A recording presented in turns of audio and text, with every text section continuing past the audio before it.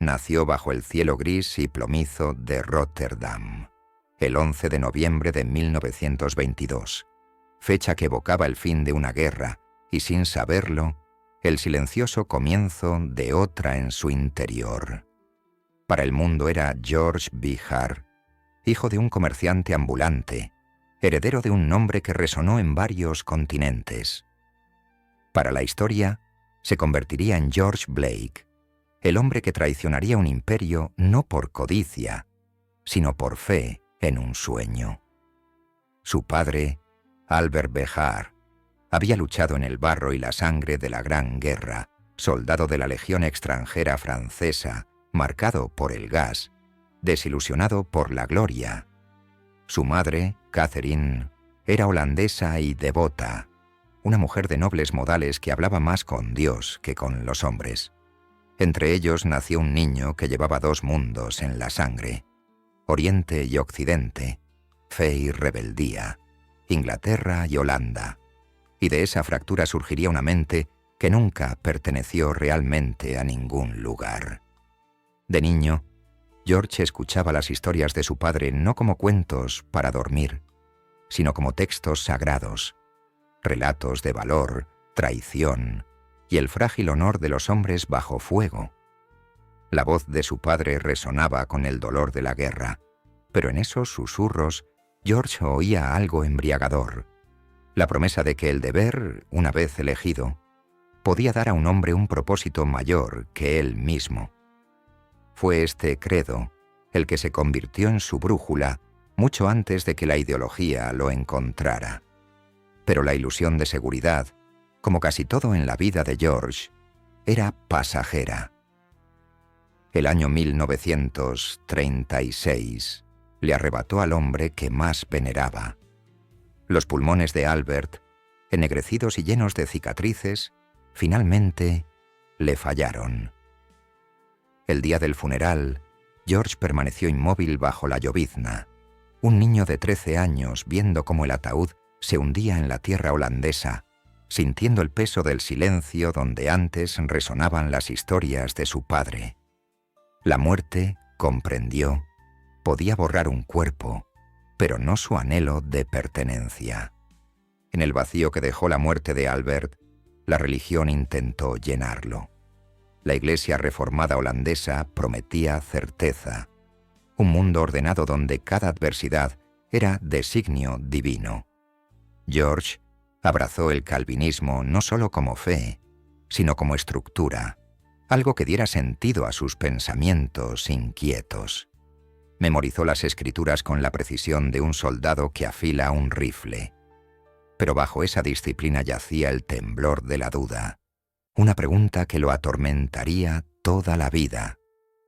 Si todo está predestinado, ¿acaso la traición no forma también parte del plan de Dios? Esa pregunta, una vez sembrada, florecería algún día en traición. El mundo fuera de sus oraciones se desmoronaba. La década de 1930 trajo la ruina a la familia Behar. El negocio de Albert, como tantos otros, fue engullido por la Gran Depresión. Su riqueza se evaporó. Su nombre, otrora pronunciado en la alta sociedad, se convirtió en un susurro. La madre de George, desesperada por salvar la poca dignidad que le quedaba, lo envió a Egipto a vivir con su tía adinerada. Allí, bajo las cúpulas abrasadas por el sol del Cairo, el joven George renació en otro idioma, en otro ritmo de vida. Asistió a la escuela inglesa, donde los hijos de diplomáticos e industriales debatían sobre el imperio entre té y arrogancia. Entre ellos, George aprendió que la identidad era una máscara, una que uno se ponía según quien lo observara. En Egipto conoció también al hombre que encendería en él la primera chispa de rebeldía, su primo, Henry Curiel. Henry era todo lo contrario a George: descarado, sensual, desafiante. Un marxista radical con camisa de seda, hablaba de justicia no como teología, sino como revolución.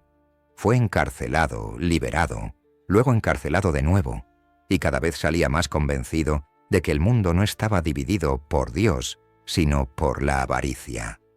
George escuchaba con curiosidad al principio, luego cautivado. En las palabras de Henry oía el eco de las batallas de su padre, solo que esta vez el enemigo no era Alemania ni Inglaterra, sino la desigualdad misma. El Cairo se convirtió en su primera escuela de política de convicciones, donde la moral no se predicaba, sino que se elegía.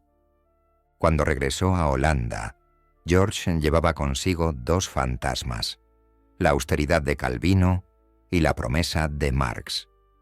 La contradicción le convenía.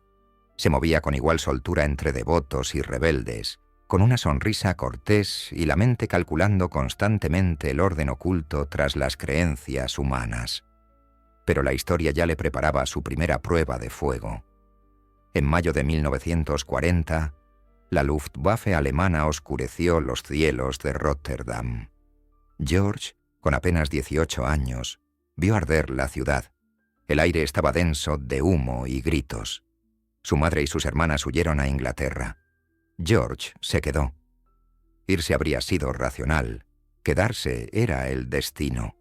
El muchacho que una vez soñó con el sacerdocio se convirtió en mensajero de la resistencia holandesa, intercambiando salmos por mensajes cifrados, sermones por sabotajes.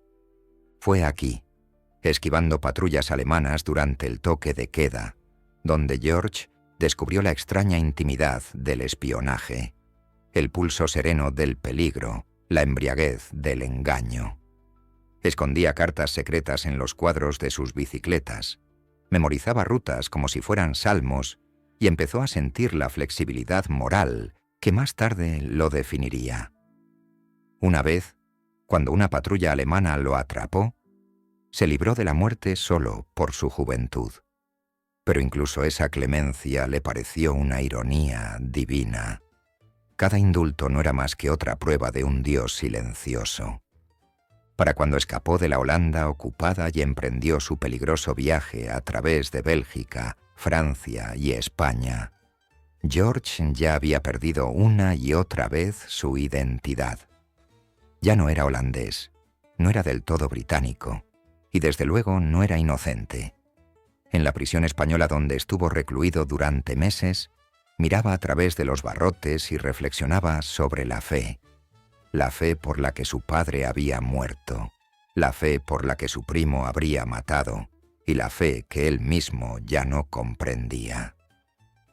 Cuando finalmente fue liberado y llegó a Inglaterra en 1943, encontró a su madre transformada, con el rostro surcado de preocupación y las palabras teñidas de incredulidad ante el hombre en que se había convertido su hijo. Para empezar de nuevo, cambiaron su apellido de Bejar a Blake. Un simple trazo de tinta borró una herencia y creó la máscara que llevaría el resto de su vida. Al ingresar en la Marina Real, Blake buscaba la redención en el servicio. Sin embargo, incluso allí, entre los rituales de rango y disciplina, lo atormentaban las contradicciones de la lealtad. Su aptitud para los idiomas, holandés, alemán y más tarde ruso, llamó la atención de los reclutadores de inteligencia. Fue seleccionado, puesto a prueba e integrado en un mundo donde la verdad se medía no por la moralidad, sino por la utilidad. El MI6 lo consideraba uno de sus oficiales jóvenes más brillantes. Para Blake, aquello no era más que otra clase de iglesia, una que veneraba el secreto en lugar de a Dios. En Cambridge, a donde el MI6 lo envió para perfeccionar su ruso, la mente de Blake divagó hacia curiosidades peligrosas. En aulas impregnadas del aroma a madera vieja y tinta, se topó con eruditos que hablaban de Rusia con reverencia, no con temor. Describían una nación no de enemigos, sino de almas, profundas, poéticas, heridas. Blake escuchó y sintió los primeros indicios de empatía donde debería haber habido sospecha. Su fascinación aún no era política, sino espiritual, vio en la idea rusa una suerte de fe colectiva, un anhelo de justicia que lo trascendía. Quizás, pensó, lo divino no residía en el cielo, sino en la igualdad. Así pues, cuando bajó del avión en Seúl en 1948, siendo un joven vicecónsul de la misión británica, llevaba consigo un torbellino de contradicciones. El muchacho devoto de Rotterdam, el patriota de dos naciones, el estudioso de los corazones rusos, el espía en ciernes. Corea lo despojaría de toda ilusión. Le mostraría el rostro del imperio, el precio de la obediencia y la fragilidad de la conciencia. Por el momento, se encontraba al borde del destino, sin saber que el mismo cielo bajo el cual una vez rezó en Rotterdam, pronto se oscurecería por los bombardeos sobre Pyongyang. El muchacho que soñaba con reinos, pronto aprendería que todo reino tiene un precio y que la fe, cuando es absoluta, no es más que otra clase de arma. La guerra no comenzó con un estruendo, sino con un murmullo, de esos que se calan hasta los huesos antes de que uno se dé cuenta de que el mundo a su alrededor ya ha cambiado. Cuando los tanques norcoreanos cruzaron el paralelo 38 en junio de 1950, George Blake aún escribía los corteses telegramas diplomáticos de la legación británica en Seúl, sin saber que el rumbo de su vida estaba a punto de quebrarse para siempre. El humo cubrió el cielo, las ciudades temblaron y los imperios trazaron líneas invisibles en los mapas que los hombres defenderían hasta la muerte. En cuestión de días, Seúl cayó y con ella se desvaneció toda ilusión que Blake aún conservaba sobre el bien y el mal. Él y sus colegas fueron capturados por soldados norcoreanos y obligados a marchar hacia el norte, adentrándose en una tierra arrasada por la ideología y la venganza. El hombre que una vez sirvió a Dios y luego a una corona, se vería ahora forzado a arrodillarse ante una fe completamente distinta, una nacida de la revolución y el fuego. El viaje al cautiverio fue una prueba de resistencia. Blake y los demás prisioneros avanzaban penosamente por valles helados, con las botas pegadas al barro congelado y el aliento visible en el crepúsculo teñido de sangre. Vio a hombres desplomarse a su lado, diplomáticos, soldados, desconocidos, con los rostros desprovistos de color y significado. La crueldad de la marcha solo era comparable a la indiferencia de los guardias, cuyos ojos no reflejaban más que deber. Cada día, el aire mismo parecía susurrar una sola pregunta. ¿En qué crees ahora, George Blake? Para cuando llegaron a Pyongyang, la pregunta se había convertido en un fantasma que lo perseguía cada noche de cautiverio. En el campo, el mundo se redujo al tamaño de una celda. El tiempo no se medía en horas, sino en el ritmo de los pasos en el exterior y el tintineo de los cuencos de hojalata. No había guerra, ni Mi-6, ni Gran Bretaña, solo supervivencia y la lenta erosión de la certeza. A Blake le ofrecieron libros para leer, un gesto que al principio le pareció una burla hasta que vio de qué se trataba. Las obras de Marx, Engels y Lenin, impresas en papel barato pero cargadas de una peligrosa claridad. Las abrió por aburrimiento, pero las palabras lo penetraron como una fiebre lenta y creciente. Leyó sobre la explotación de los pobres, las hipocresías del imperio, los ciclos de codicia disfrazados de libertad. Por primera vez, las líneas en la página resonaron directamente con sus propias lealtades fracturadas. Empezó a ver su vida pasada no como una serie de actos nobles, sino como un tapiz de autoengaño. Fuera de su ventana, la guerra se convirtió en una tormenta de metal y fuego. Los bombarderos estadounidenses arrasaban pueblos enteros, y sus cargas convertían barrios enteros en paisajes lunares. Aldeas enteras desaparecían bajo nubes de polvo que se elevaban como hongos.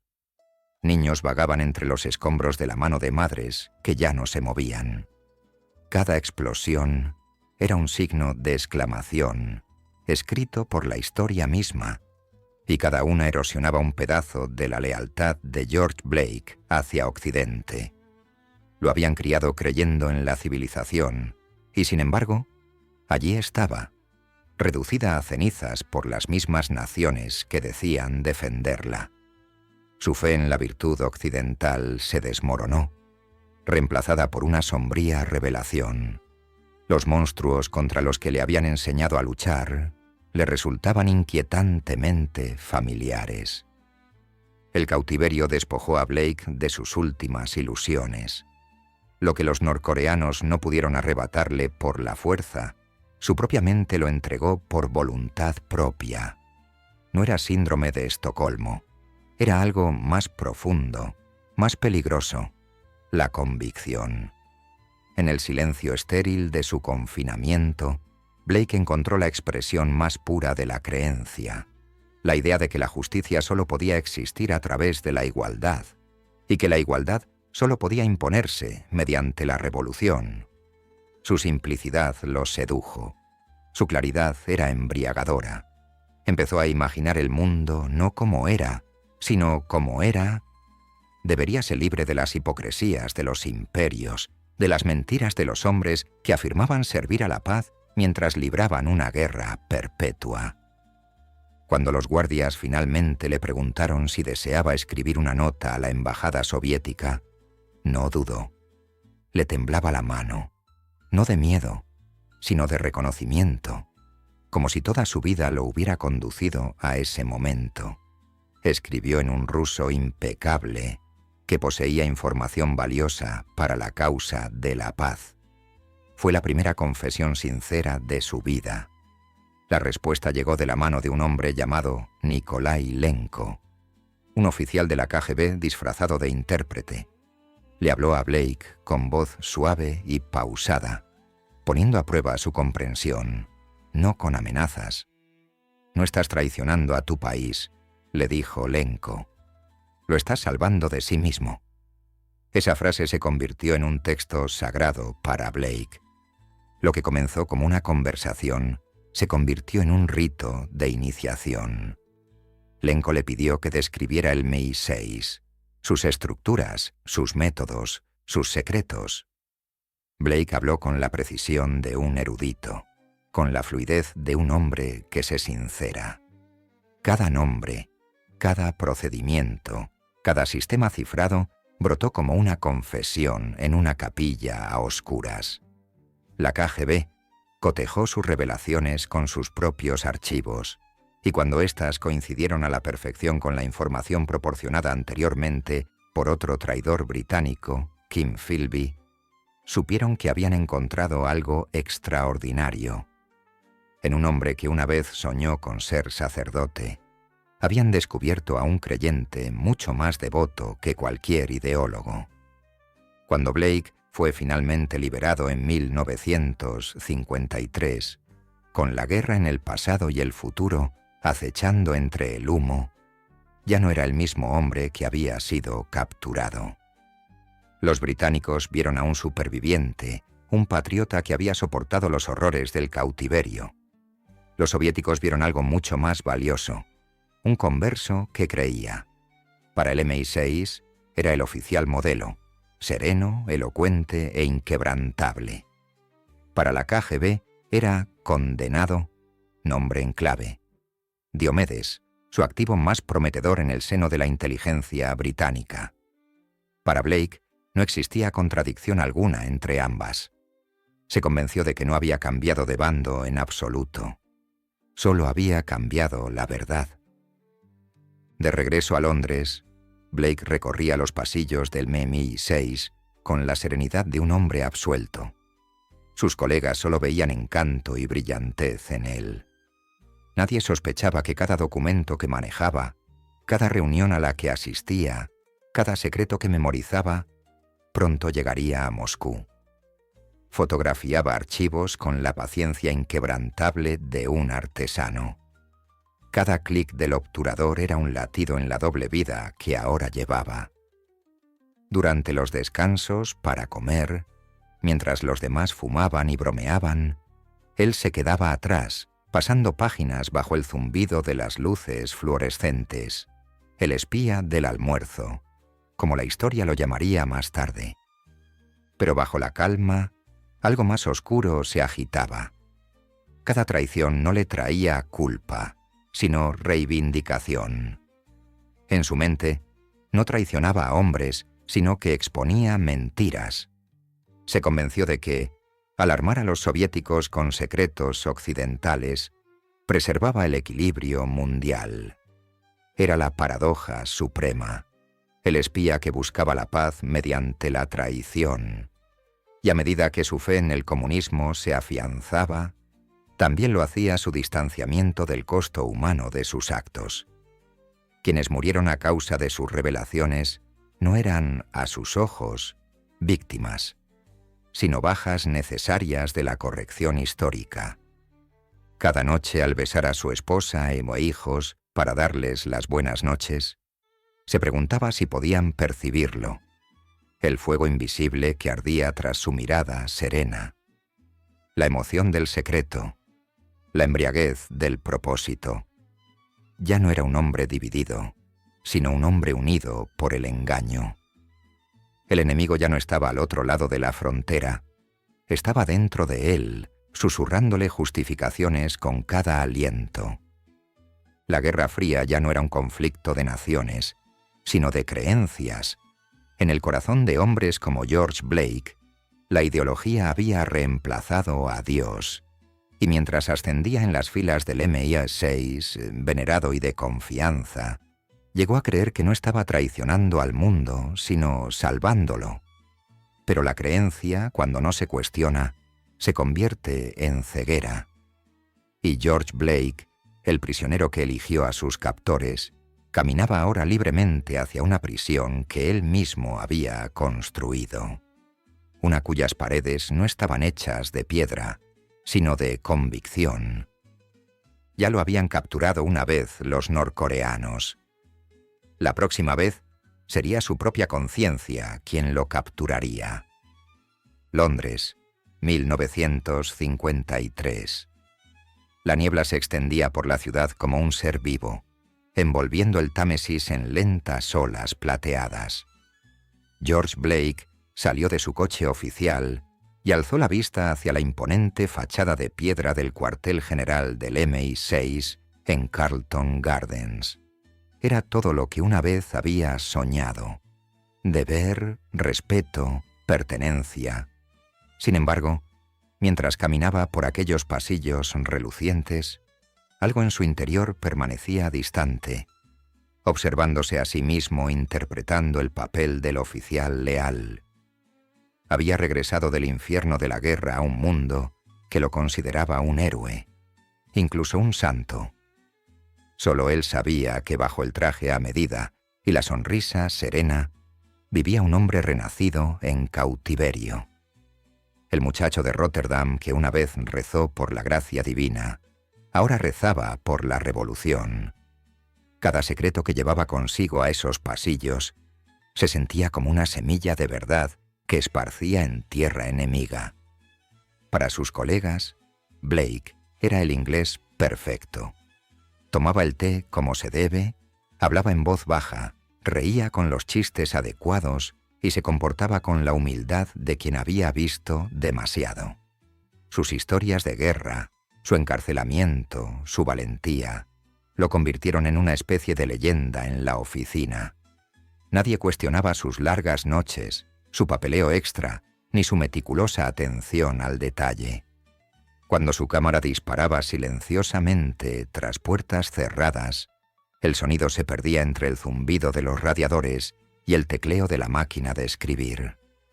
Cada fotografía que tomaba, mapas de redes de agentes, códigos, operaciones, era una confesión de la fe que ahora servía en secreto. Creía que estaba equilibrando la balanza de la historia, dándole a Oriente una oportunidad contra la arrogancia de Occidente. Para todos los demás, era simplemente el señor Blake, el caballero espía, en casa La farsa continuó. Se casó con Gillian, una secretaria de mirada cálida y llena de fe. Ella lo amaba con la confianza propia de la inocencia. Su pequeño piso en Londres rebosaba de risas, del suave llanto de los bebés y del bullicio de la vida cotidiana. Blake acunaba a sus hijos por la noche y sentía a la vez ternura y terror. Las mismas manos que acariciaban sus mejillas de día traicionaban a su país por la noche. Sin embargo, se convencía de que lo que hacía los protegería, que su traición no era destrucción, sino liberación. Tal es el poder de la convicción. Transforma la culpa en virtud y el pecado en propósito. Cuando se reunió con su contacto del KGB, Sergei Kondrashev, en un tranquilo café londinense, el encuentro fue casi banal. 2 hombres, un periódico, un maletín y un entendimiento que alteraría el equilibrio del poder mundial. Kondrashev era joven, sereno, con la seguridad de quien sabe que está tratando con un objetivo valioso. Sus reuniones eran breves, intrascendentes para el observador externo, pero cada apretón de manos entre ellos transmitía el peso de imperios. El KGB le dio a Blake una cámara Minox, del mismo tipo que preferían los espías occidentales. Cabía perfectamente en su mano, una aliada mecánica que nunca juzgaba, que nunca dudaba. Al final de cada mes, había fotografiado cientos de páginas de la inteligencia británica.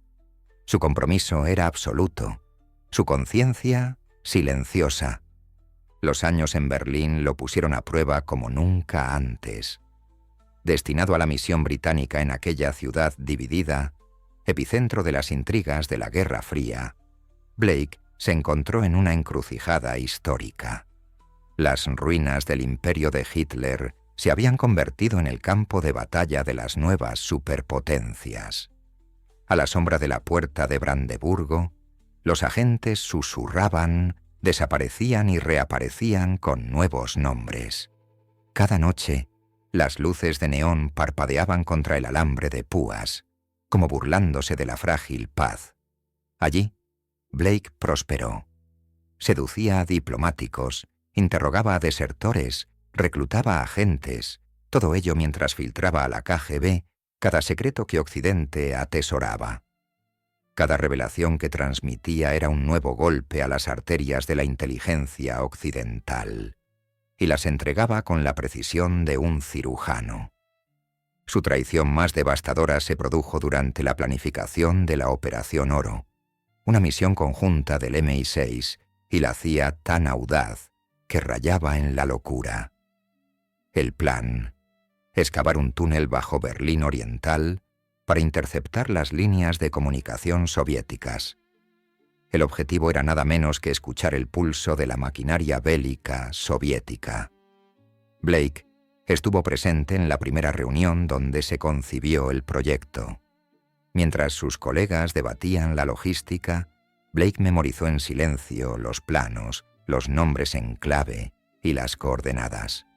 Esa noche volvió a casa, dibujó una segunda copia de los planos y se la entregó a su contacto soviético. Fue un acto tan sencillo, tan natural, que casi parecía sagrado. Había traicionado a un imperio con un lápiz. Cuando se terminó el túnel de Berlín, una maravilla de la ingeniería que se extendía casi 1 kilómetro bajo la ciudad dividida, ya estaba condenado al fracaso. Los soviéticos, conscientes de su existencia desde el principio, permitieron que funcionara durante casi 1 año. Le suministraron información selectiva, una farsa teatral para proteger la tapadera de Blake. Y cuando finalmente descubrieron el túnel en 1956, escenificaron la revelación como un espectáculo para la prensa mundial, denunciando el espionaje occidental como un acto de barbarie. Tras la propaganda, en Moscú se brindaba en silencio por su santo inglés del secreto. De vuelta en Berlín, la leyenda de Blake no hizo más que crecer. Los ascensos le llegaban con facilidad. Los elogios, sin excepción. Se había convertido en el fantasma de dos mundos, un héroe del MI6 y un profeta de la KGB. Sin embargo, a medida que su influencia se expandía, también lo hacía la sombra que proyectaba. Por cada agente que ayudaba a reclutar para Gran Bretaña, otro era traicionado y entregado a los soviéticos. Decenas fueron arrestados, torturados y ejecutados. Él lo sabía, lo racionalizaba. Aquellas muertes no eran asesinatos, eran sacrificios. Según su lógica personal, eran mártires de una causa mayor que sus naciones. Pero en la quietud de la noche, cuando la respiración de su esposa se suavizaba a su lado y la ciudad se sumía en el silencio, ni siquiera él podía acallar los ecos de aquellas voces perdidas. Había empezado a notar la ironía de su doble vida, cómo ambos bandos se reflejaban mutuamente. Tanto el MI6 como la KGB afirmaban defender la paz mientras libraban guerras invisibles. Ambos justificaban la crueldad como una necesidad, y él, atrapado entre ambos, se convirtió en la viva imagen de su hipocresía. Hubo momentos, fugaces, casi imperceptibles, en que la duda lo rozó. Una vez, mientras observaba a su hijo jugar en el jardín, se preguntó si la ideología no sería más que otro nombre para el orgullo. Pero el pensamiento se desvaneció, como todos los pensamientos peligrosos, reemplazado por la vieja convicción de que aún servía a un bien superior. En Londres, comenzaron a circular rumores sobre un topo infiltrado en la inteligencia británica. Una filtración tan constante, tan precisa, que solo podía provenir de alguien en el corazón mismo del sistema. Blake escuchó los murmullos en los pasillos, el aumento de la seguridad, la repentina atmósfera de sospecha entre sus colegas. Asintió con gravedad, compartió su indignación e incluso ofreció sus propias teorías. Sospechar de él era impensable. Era el hombre que había sufrido por su país, que había soportado lo peor de la guerra. Su máscara, pulida por años de fe y engaño, permanecía impecable. Y sin embargo, cuanto más éxito tenía, más se resquebrajaba la máscara. La línea entre la verdad y la mentira se desdibujó hasta que ni siquiera él pudo distinguirlas. Cada vez que estrechaba la mano de un colega, se preguntaba si se trataba del hombre cuya vida ya había destruido con una sola fotografía. Empezó a soñar con túneles, no el de Berlín, sino uno que recorría su propia mente, oscuro e interminable, sin un final claro. En lo más profundo de él, una voz clamaba, no en ruso ni en inglés, sino en el lenguaje universal de la culpa. Pero si la culpa es una enfermedad, la ideología es su cura. George Blake se aferró a sus creencias como un náufrago a un tronco. Dudar de sí mismo ahora significaría admitir que toda su vida, su sufrimiento, su traición, su propósito, se había construido sobre una mentira.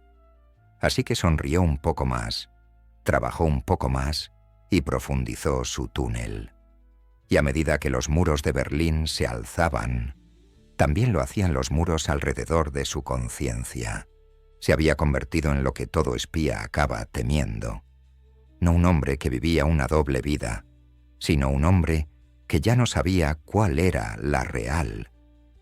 El caballero había desaparecido. Solo quedaba su fantasma. La verdad tiene una forma de acorralar a los hombres, incluso a aquellos que se esconden tras los pliegues de la lealtad y la leyenda. A finales de la década de 1950, George Blake recorría los pasillos del MI6 como un hombre atormentado por su propio eco. El imperio al que había servido y subvertido comenzaba a susurrar, débil pero persistentemente, que algo dentro de sus muros de mármol se había podrido. Archivos desaparecían. Operaciones fracasaban antes de empezar. Agentes en el este desaparecían sin dejar rastro, sus nombres borrados de la faz de la tierra como tiza bajo la lluvia. El patrón era demasiado preciso, demasiado despiadado, demasiado inteligente para ser una coincidencia. En algún lugar de las sombras, alguien estaba exprimiendo al oeste hasta la última gota. Blake leía esos informes. A veces incluso los redactaba él mismo, y sentía la leve emoción del poder, esa emoción prohibida que proviene de saber más que todos los que te rodean. Sin embargo, bajo esa emoción yacía el miedo, pequeño pero creciente. El depredador de la conciencia se agitaba y había aprendido a rastrearlo. Los estadounidenses fueron los primeros en percibir el temblor. A principios de 1958, llegó una carta a la Embajada de Estados Unidos en Suiza. Una extraña confesión anónima escrita en alemán. Provenía de un hombre que se hacía llamar francotirador el francotirador. Dentro había detalles que solo un oficial de inteligencia de alto rango podía conocer. Nombres de agentes soviéticos, ubicaciones de filtraciones, fragmentos de traición enterrados en la inteligencia occidental. La CIA lo descartó al principio como desinformación. Luego llegaron más cartas, cada una más incisiva, más precisa, imposible de ignorar. Para cuando la verdad llegó a Langley, era innegable. Un topo se había infiltrado profundamente en el MI6. Al otro lado del Atlántico, el FBI, la CIA y el MI5 comenzaron a rodear al gobierno británico como lobos al acecho de una debilidad. Blake observaba el pánico desarrollarse tras su sonrisa impasible. Ya había visto esta escena antes. La fiebre de la sospecha, la paranoia autoinfligida de hombres que no confían en nada ni en nadie. Habría sido casi cómico si la mira no se hubiera estado acercando lentamente a él. El verdadero nombre del francotirador era Michael Goleniewski, un oficial de inteligencia polaco que había traicionado a la KGB. Para algunos, era un patriota, para otros, un lunático. Pero sus palabras tenían el peso de la muerte. En sus cartas a la CIA, Goleniewski describió con escalofriantes detalles cómo la inteligencia soviética había obtenido información que solo podía provenir de los círculos más íntimos de Gran Bretaña. Un topo, escribió, que lo sabe todo. El MI6 lo desestimó públicamente, incluso mientras comenzaba a investigar en secreto. A puerta cerrada, 10 nombres aparecieron en una lista. Hombres con acceso, oportunidad y motivo. El nombre de George Blake estaba entre ellos. Por primera vez en años, sintió un atisbo de vulnerabilidad. No culpa, nunca culpa, sino irritación, como la de un maestro de ajedrez obligado a defenderse en lugar de atacar. Para entonces, ya había regresado a Londres, dejando atrás sus días en Berlín, con las manos aún manchadas por las cenizas de las operaciones que había traicionado. Oficialmente, se preparaba para una nueva misión en Beirut para estudiar árabe. Extraoficialmente, estaba bajo discreta vigilancia. El MI5 lo seguía en coches sin distintivos. Estudiaba sus hábitos, sus movimientos, sus reuniones. No encontraron nada. Blake era demasiado precavido, demasiado común, demasiado inglés. Sonreía en los momentos oportunos, reía con los chistes adecuados. Pero ni siquiera una máscara perfecta puede durar para siempre. Con el paso de las semanas, que se convirtieron en meses, las cartas del francotirador siguieron filtrando secretos a Occidente. Dibujaban un retrato demasiado preciso para ignorarlo, demasiado condenatorio para descartarlo. Poco a poco, la lista de sospechosos se redujo hasta que solo quedaron unos pocos nombres, y el de Blake seguía ahí. A principios de 1961, lo convocaron de vuelta a Londres para lo que describieron como un interrogatorio rutinario. La carta era cortés, casi afectuosa, como si la hubiera escrito un viejo amigo, pero Blake que había pasado toda su vida leyendo entre líneas, sabía lo que significaba. Antes de partir de Beirut, se reunió por última vez con su contacto del KGB en una playa desierta del Mediterráneo. Las olas lamían la orilla en un silencio rítmico mientras los dos hombres hablaban. El ruso le aseguró: «En Londres no sospechan nada. Estás a salvo».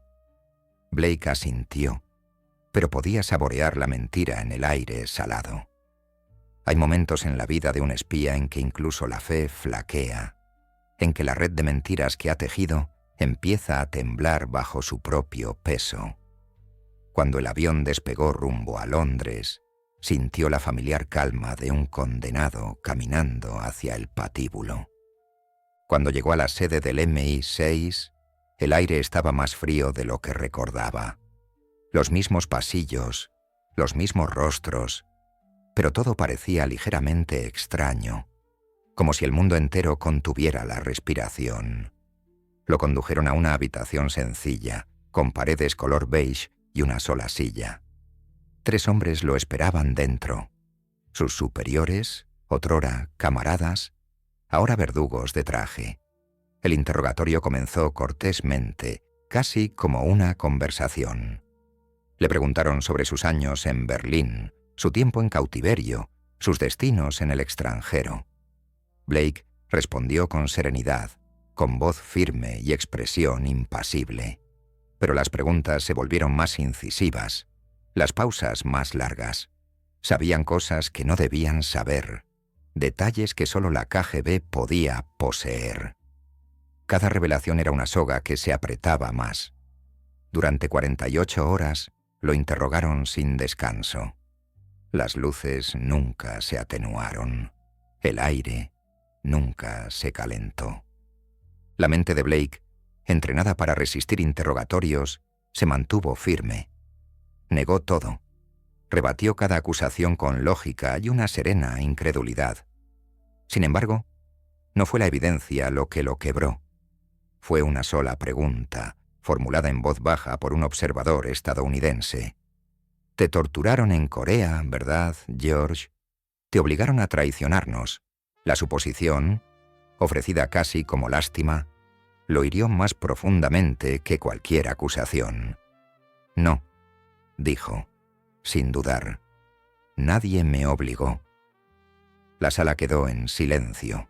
Era una pequeña verdad, pero suficiente. En ese instante la máscara se resquebrajó y todo lo que había construido se derrumbó. Para un hombre que había mentido toda su vida, la honestidad se convirtió en su perdición.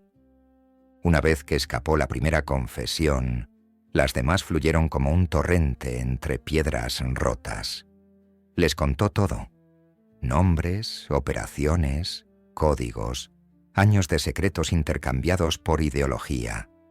Sus palabras brotaron no como arrepentimiento, sino como revelación, como si por fin se le permitiera explicarse ante los ciegos.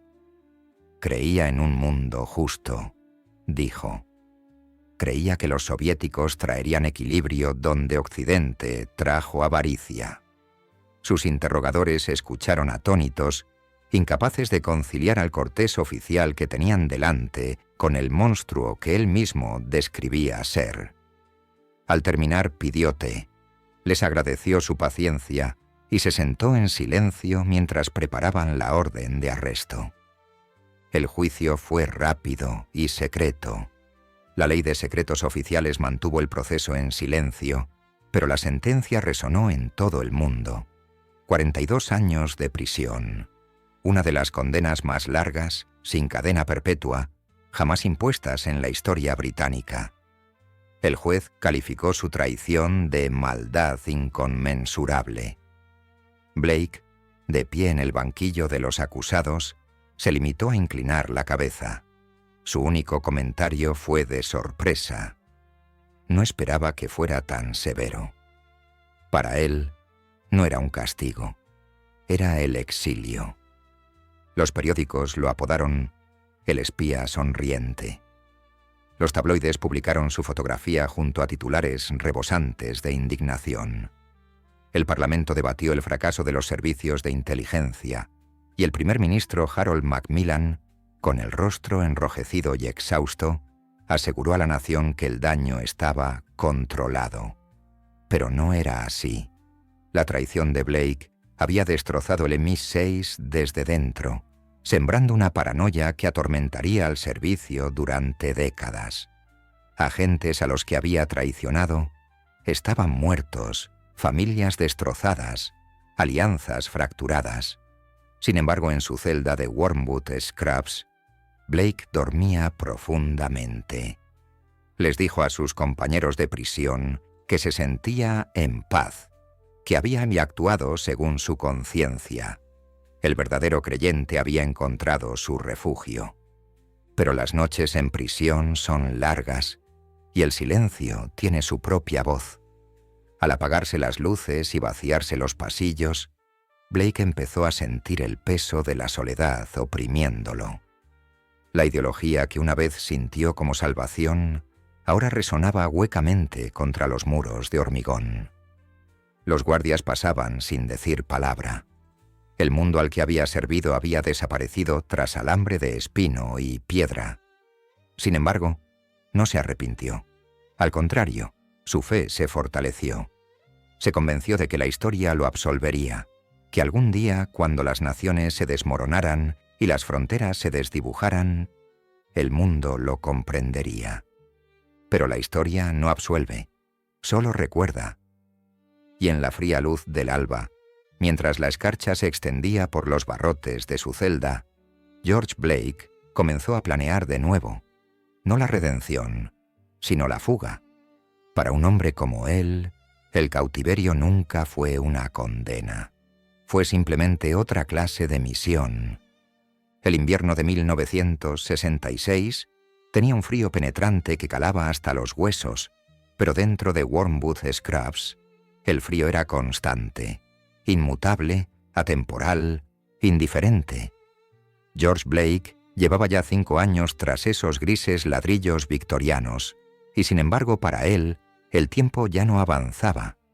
Daba vueltas, sin cesar, como una serpiente que se devora la cola.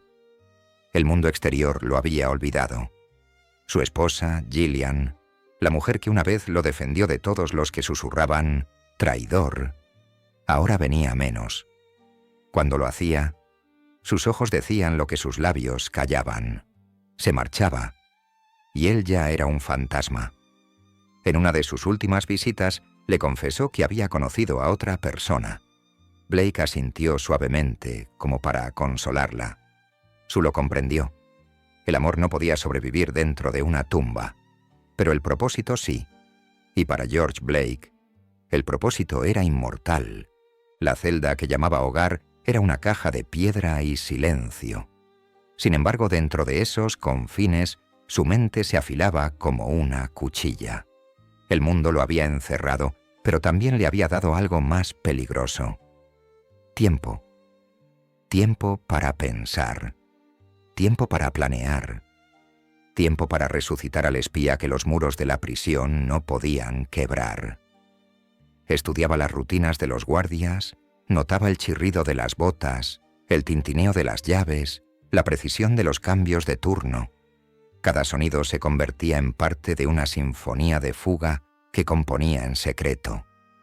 Donde otros veían desesperación, Blake veía geometría. Los ángulos de un muro, el arco de un foco, la distancia entre la libertad y la captura medida en pasos y aliento. El destino, siempre teatral, le presentó a 3 hombres que se convertirían en sus improbables apóstoles.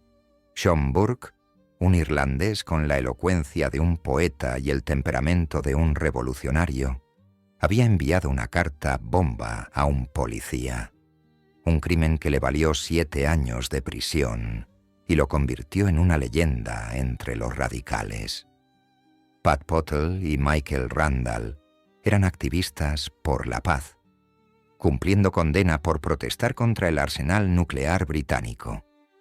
Eran idealistas, hombres que creían en la rebelión moral, y Blake vio en ellos lo que más necesitaba: creyentes.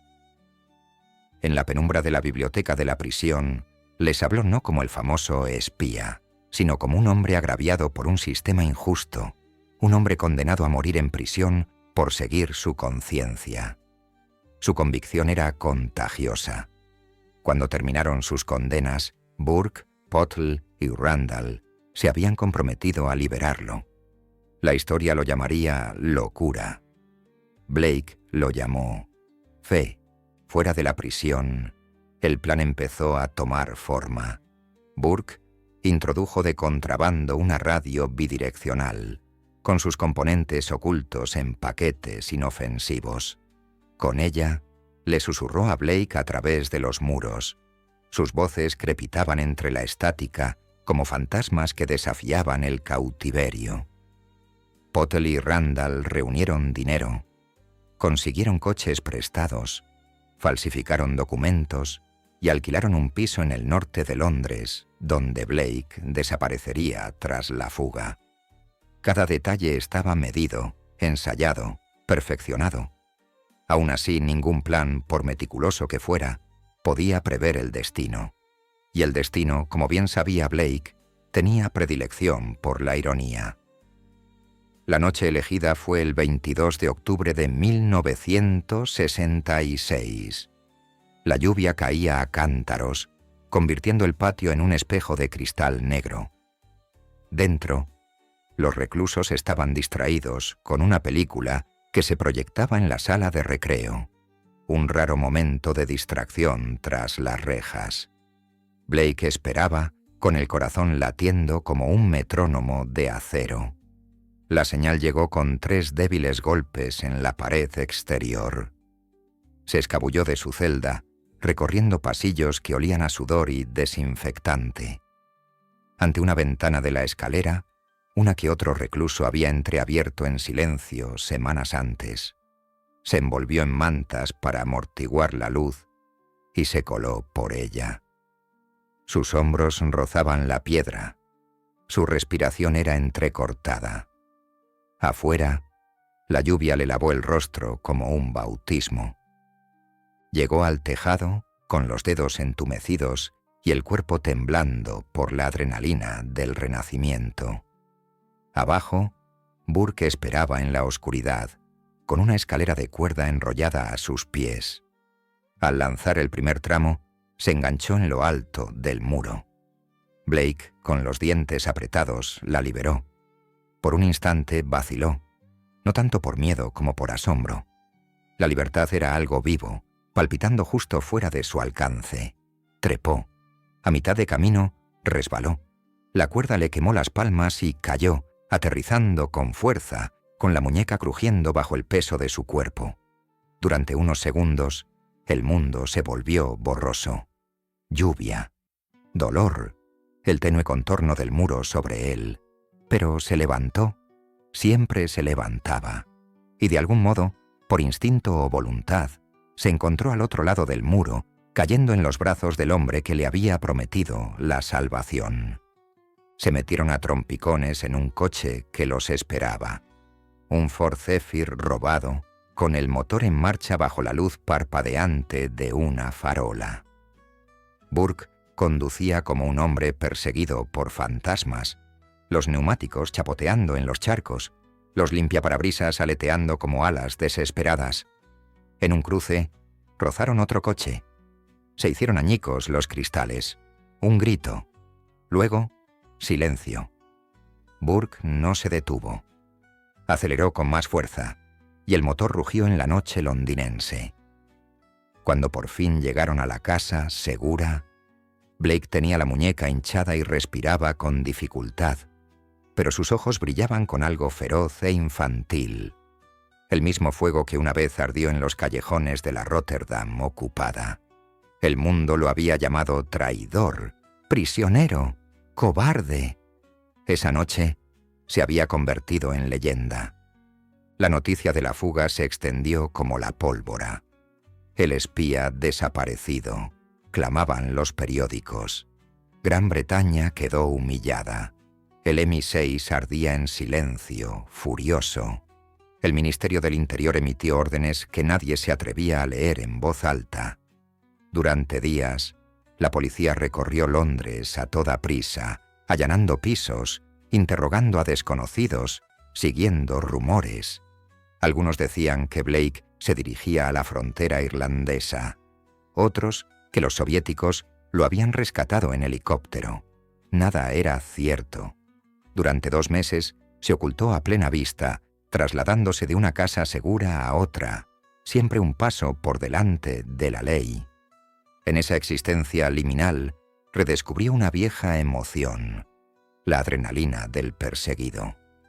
Cada crujido de una tabla del suelo, cada sirena a lo lejos, le recordaba que el juego seguía en marcha y que él seguía ganando. La libertad, sin embargo, solo es tan fuerte como el camino que la sustenta. Blake sabía que Inglaterra jamás volvería a ser un lugar seguro para él. El único hogar que le quedaba estaba en los brazos de la nación a la que había traicionado la suya para servir: Moscú. La palabra no era solo un destino, era una promesa.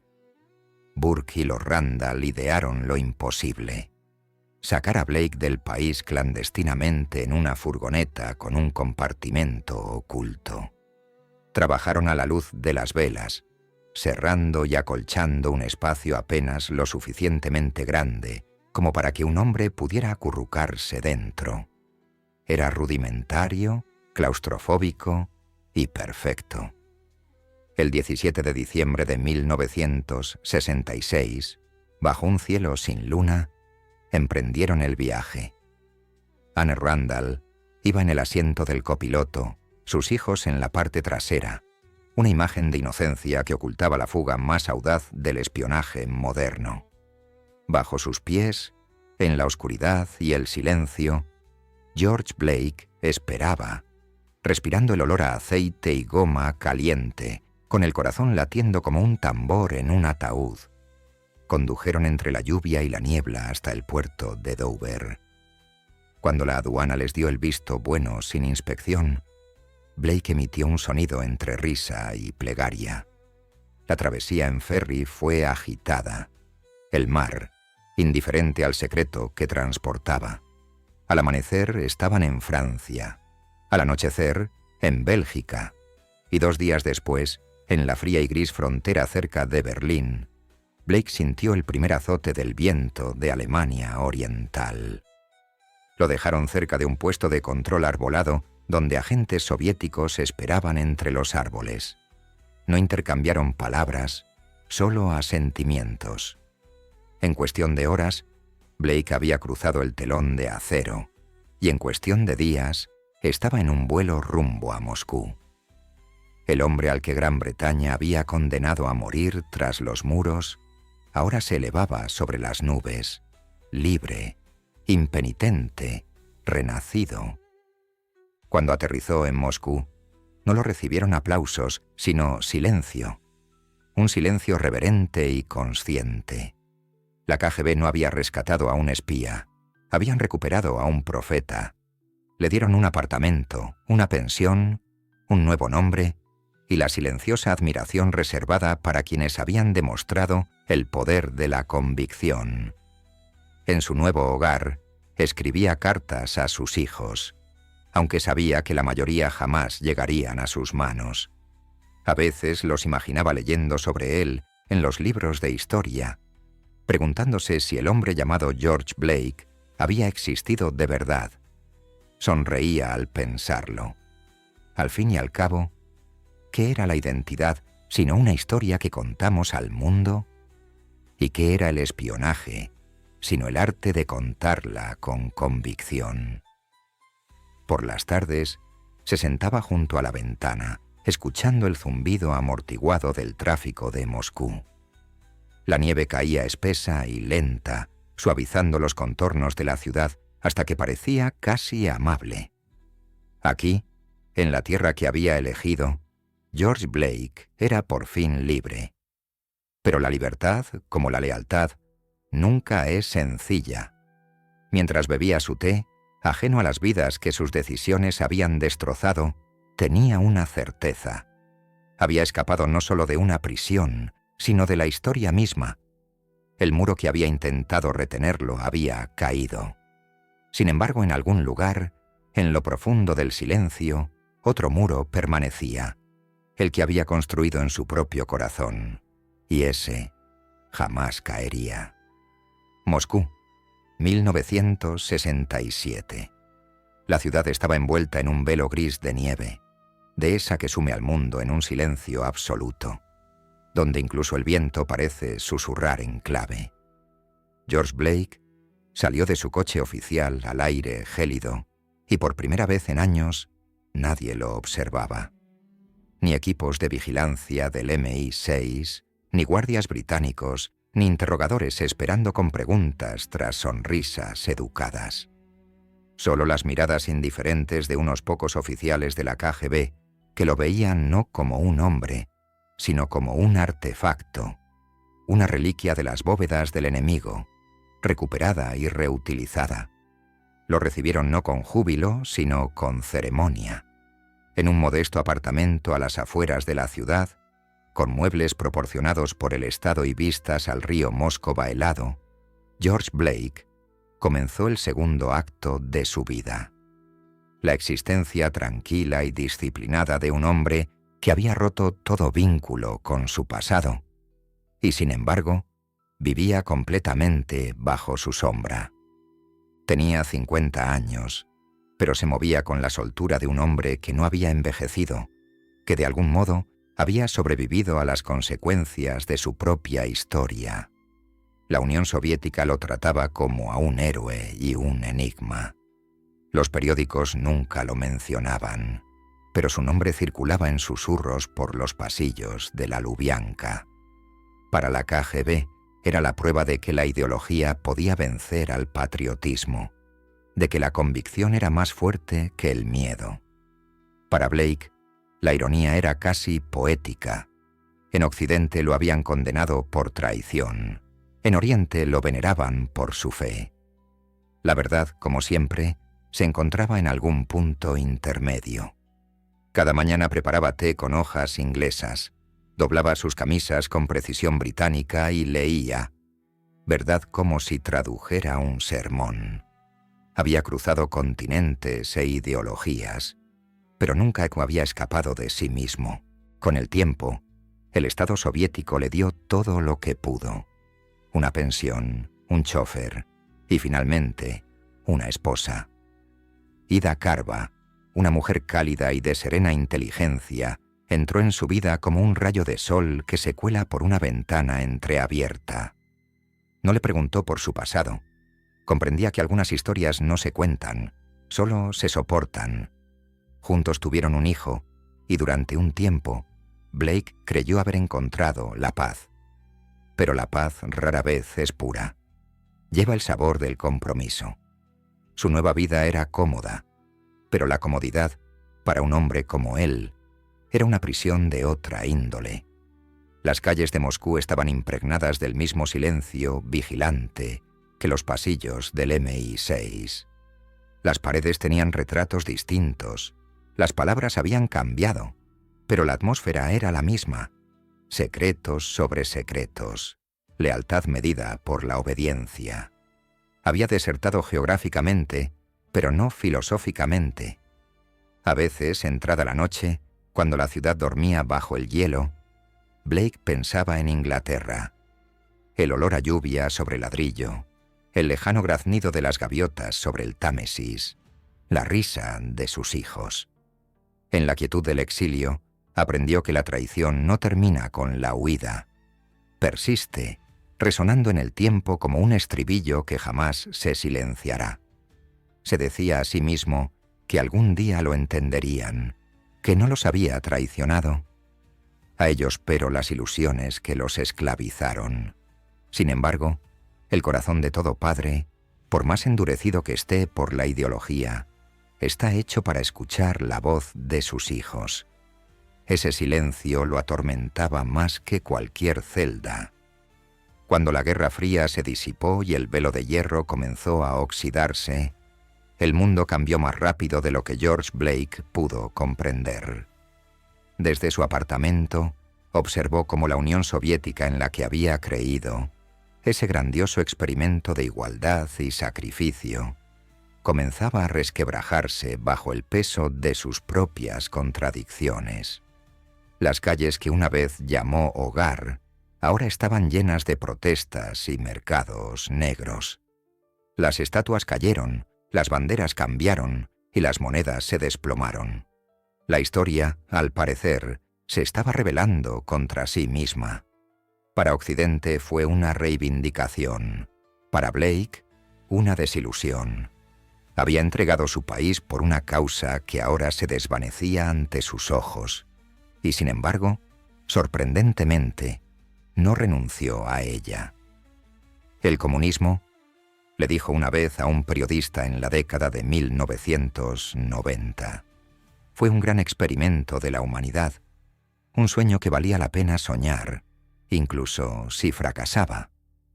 Esa era la esencia de Blake, el hombre que podía contemplar la ruina y aún así llamarla progreso.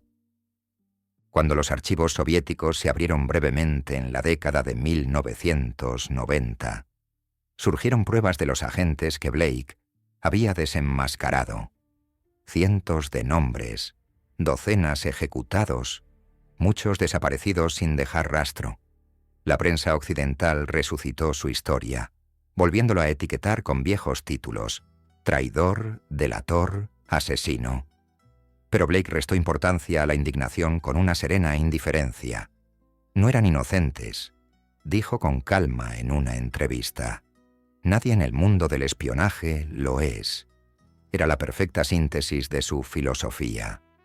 La moral era un mito inventado por los vencedores, y él simplemente había elegido una versión distinta de la verdad.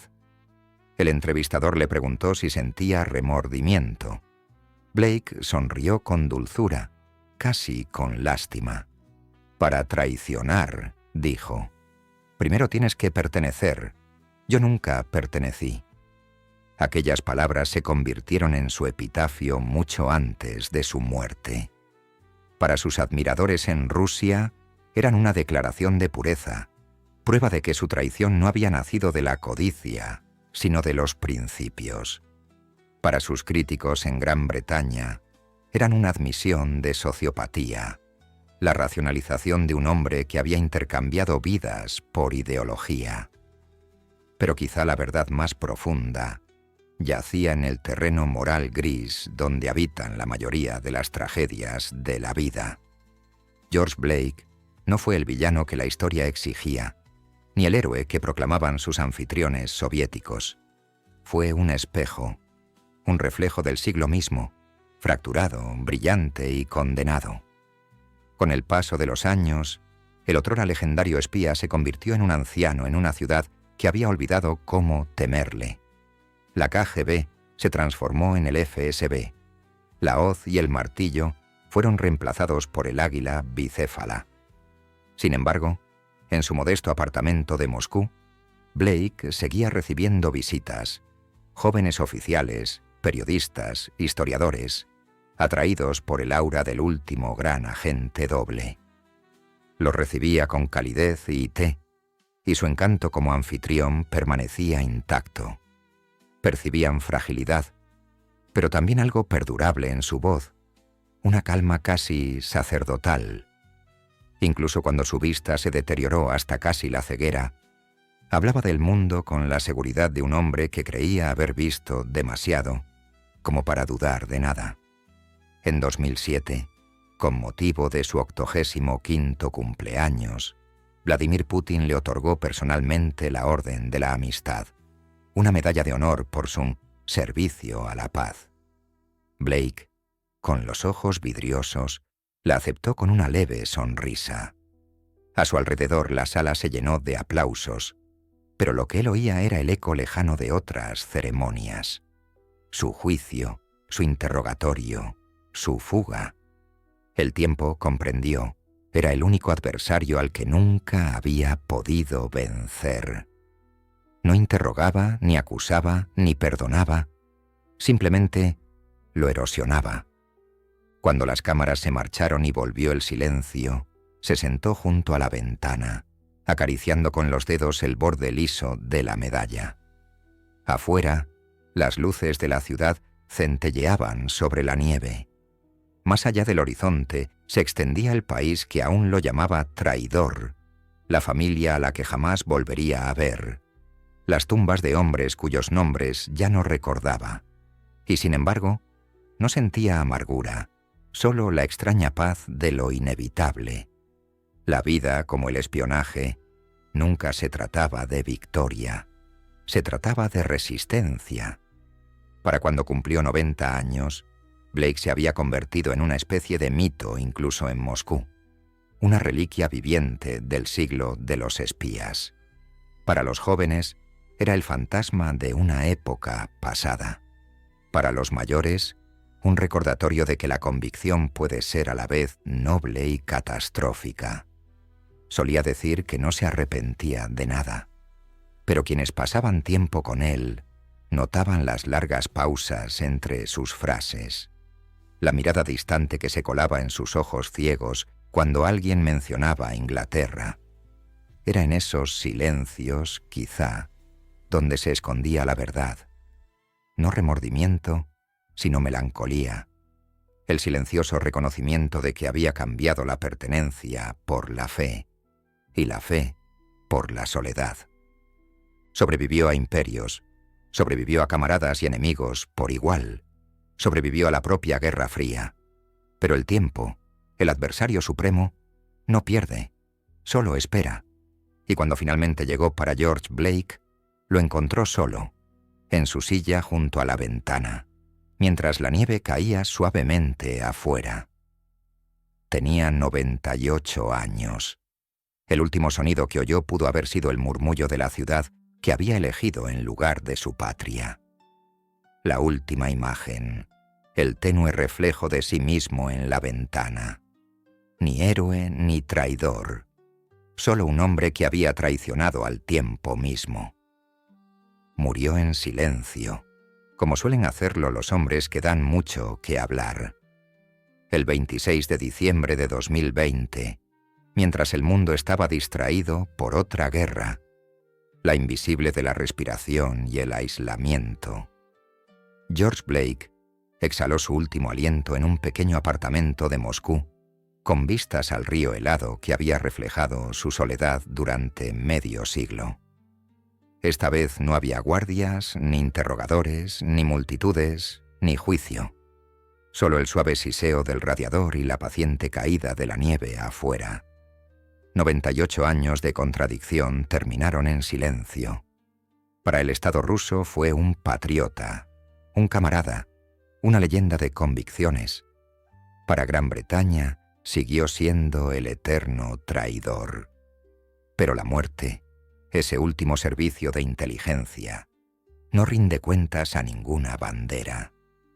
Archiva la vida de cada hombre bajo una sola verdad: que la creencia, por noble que sea, siempre exige un sacrificio. La noticia de su muerte llegó al mundo como un eco de otro siglo.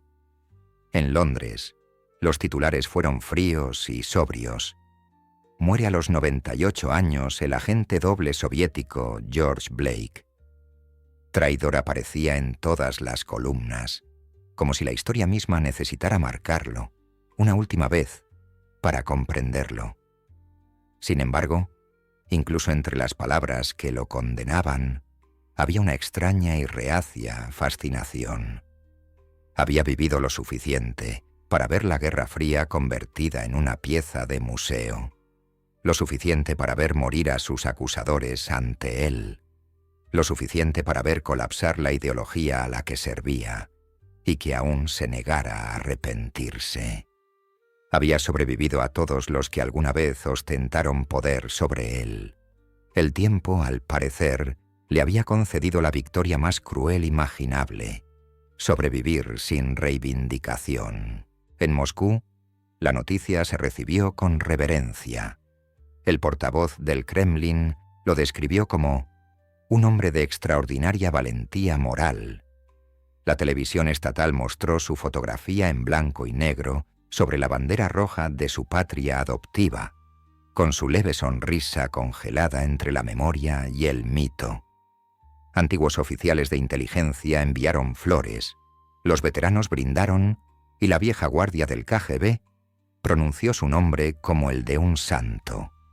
Lo enterraron en el cementerio de Troyekurovskoye, no lejos de generales y cosmonautas, bajo una modesta lápida con su nombre en ruso, Georgi Ivanovich Bleykun, nombre británico, borrado. Una historia británica reescrita. El hombre que una vez fue George Behar, que se convirtió en George Blake, que se transformó en Diomid, era ahora una identidad fundida con la nieve. Pero la historia no se entierra tan fácilmente. En Londres, un antiguo oficial del MI6, ya retirado, leyó el obituario y murmuró: se salió con la suya. Otro dijo: no escapó, simplemente encontró otro tipo de celda. Y quizá ambos tuvieran razón, porque si bien George Blake murió libre, la prisión que llevaba dentro era una que ningún muro podía contener. Las vidas que traicionó, hombres que había reclutado, amigos que habían confiado en él, agentes que desaparecieron en los gulags, nunca lo abandonaron del todo. Vivían en los silencios entre sus frases, en las pausas cuando hablaba del destino o de la fe. Incluso en su vejez, podía recitar sus nombres de memoria. Se decía a sí mismo que sus muertes tenían un significado. Pero la memoria es la interrogadora más implacable de todas.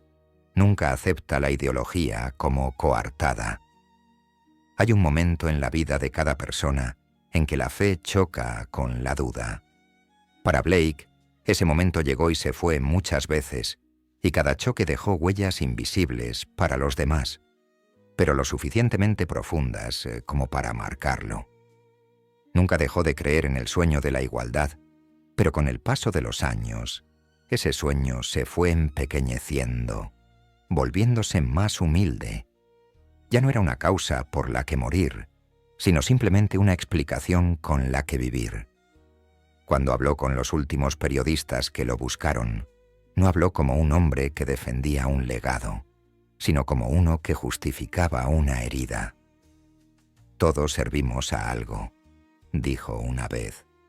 Algunos sirven a Dios, otros al dinero, otros a una idea. Yo servía a la justicia tal como la entendía. Luego, tras una larga pausa, añadió en voz baja: quizás la entendí mal. Esa sola palabra, tal vez, fue lo más cerca que estuvo jamás del remordimiento. Se le escapó no como una confesión, sino como cansancio, la admisión fatigada de un hombre que se había mirado demasiado tiempo en el espejo de su propia rectitud. En ese tal vez vivía cargado con el fantasma de todo lo que había perdido: su patria, su familia, su fe, y aquel joven de Rotterdam que una vez creyó que la verdad era una línea recta. El tiempo le había demostrado lo contrario. La verdad, aprendió, era un laberinto, y él había elegido un camino que solo conducía a su interior. Sin embargo, comprender a George Blake implica enfrentarse a la incómoda pregunta que la historia misma elude. ¿Puede la traición ser un acto de conciencia? No fue el primero en cambiar lealtad por ideología, ni sería el último. El mundo se construye sobre tales transacciones: soldados que obedecen guerras injustas, ciudadanos que se rebelan contra la crueldad, naciones que traicionan a sus aliados para obtener ventajas. El crimen de Blake, al fin y al cabo, no fue único, simplemente fue visible. Tuvo la osadía de hacer pública su fe, de disfrazar la traición con teología y de llamarla moral.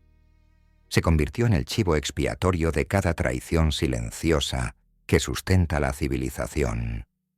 La tragedia de George Blake no fue que eligiera el bando equivocado, sino que creyera que allí era una postura acertada. En su opinión, la humanidad podía salvarse mediante el orden, la ideología y la estructura. Pero el corazón humano es demasiado caótico para los sistemas. demasiado contradictorio para la doctrina. Buscó la salvación a través de la política, solo para descubrir que ésta corrompe incluso las intenciones más puras. Como todo fanático, confundió la certeza con la sabiduría. Su vida fue un sermón sobre el peligro de la convicción sin el matiz de la duda. Y, sin embargo, sin convicción, el mundo jamás cambiaría. Es esta paradoja la que hace que su historia sea eterna. Cuando los historiadores escriben sobre él hoy, se debaten entre la condena y la curiosidad. Es el enigma moral que se resiste a ser resuelto. El espía que buscó la paz mediante la traición. El creyente que sirvió a dos dioses y no fue redimido por ninguno. En una época de lealtades cambiantes, su historia se asemeja menos a la historia misma y más a una profecía.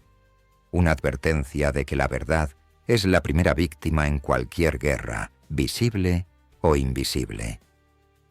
Su apartamento en Moscú quedó vacío poco después de su muerte.